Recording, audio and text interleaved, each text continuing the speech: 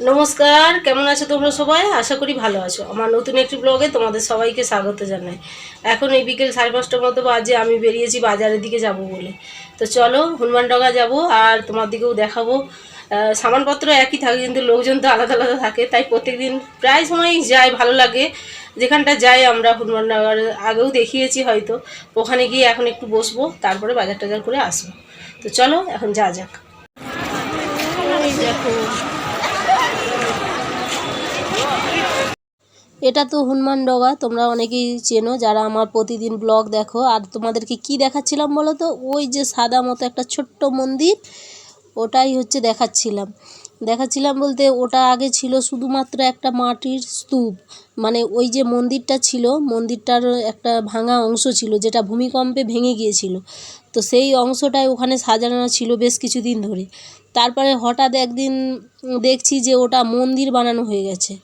তো আমার মনে হয় ওটা মন্দিরের মানে মাথার চূড়াটা ছিল, তো তো সেই কারণে হয়তো নিয়ম টিয়ম কিছু আছে, সেই কারণে ওটা নিচে নিয়ে এসে সাদা মতো ছোট্ট একটা মন্দির মতো বানিয়ে দিয়েছে। যাই হোক, ওখানেও হয়তো পুজো পাঠ হয়। আর এখন এখানে আসলাম হচ্ছে সেই বসন্তপুর, যেখানে সব পুরনো মানে জিনিসপত্র পাওয়া যায়। তো সেই মার্কেটটায় আসলাম, এখানে একটু বসবো।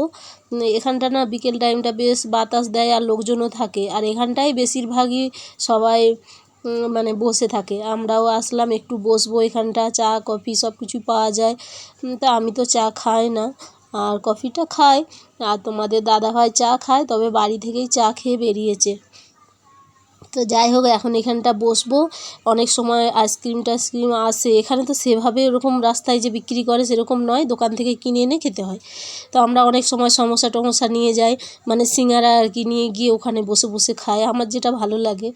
আর গরমের দিনে একটু আইসক্রিম হলেও মন্দ হয় না। তো এখন এইখানে দেখো এই জিনিসপত্রগুলো এর আগেও অনেকবার দেখিয়েছি, খুব সুন্দর সুন্দর মূর্তি। তারপরে অনেক কিছু রকমের আছে, হাতের ব্রেসলেট ট্যাসলেট, কানের। বেশিরভাগ ট্যুরিস্ট যারা আসে তারাই কিন্তু এখানে কেনে আর কি। তারপরে বিভিন্ন রকমের মূর্তি আছে, ঘর সাজানোর জিনিস আছে। তারপরে ওই যে নেপালিতে খুকরি না কি বলে, মানে হচ্ছে ওই ভজালি ছুরি যেগুলোকে বলে, ওগুলো এখানে খুব পাওয়া যায়। তো মানে খোলা মার্কেটে দেখছি বিক্রি হচ্ছে। তো অনেকেই এখান থেকে কিনে নিয়ে যায়, কিন্তু ইন্ডিয়া নিয়ে যেতে পারবে না, কারণ পারমিশন পাবে না বর্ডার পার হওয়ার সময়।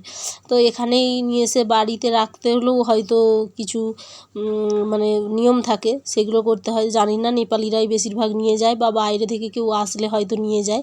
আমরা তো মানে সেভাবে কিনি না, তবে ওই ফল কাটার ছুরি টুরিগুলো ব্যবহার করি। এই সবে মাত্র ঘুরে টুরে আসলাম। এবার আকাশবাবুর জন্য নাস্তা বানাবো, হবে সিমুই আর হচ্ছে পরোটা। তো চলো আগে বানিয়ে নিই, তারপর ওকে খেতে দেবো।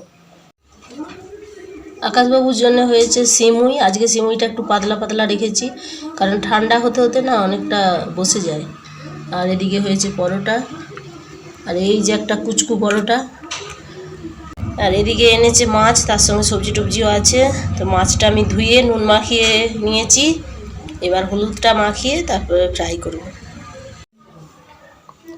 মাছগুলো আমি লাল লাল করে ভেজে রেডি করে নিয়েছি, আর নাস্তাও আমাদের খাওয়া হয়ে গেছে। রান্না টান্না আমার সব রেডি হয়ে গেছে। এবার আমি অনেকটা রাতও হয়ে গেছে, তা আকাশবাবুকে খেতে দিয়ে দেবো, তারপর আমরাও খাওয়া দাওয়া করবো। সবসময় আকাশকে আগে দিই, কারণ ও খেতে অনেকটা লেট করে, খুব আস্তে আস্তে খায়, সেই কারণে। চলো ভাতটা এখন খেতে দিয়ে দিই, সকালে আবার স্কুল আছে, তাড়াতাড়ি উঠতে হবে ওকে। তো চলো খাওয়া দাওয়া, আর কী কী রান্না করেছি খাওয়ার সময় দেখাবো।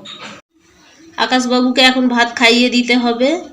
আকাশবাবুর পেটটা একটু মানে ভার আছে, পরোটা আর সিমুই খেয়েছে, তবু অল্প একটু ভাত দিয়েছি, আর সঙ্গে দিয়েছি লেবু, মাছ ভাজা।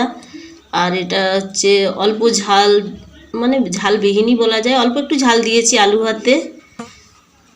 আর এদিকে হয়েছে বাঁধাকপি আর কুমড়ো ডাঁটা দিয়ে, আলু দিয়ে, কুমড়ো শাক অল্প একটু ছিল, সেই কারণে একসঙ্গে দিয়ে চচ্চড়ি মতো করেছি বড় আলু দিয়ে, মানে একটু বড় বড় সাইজের আলু দিয়ে।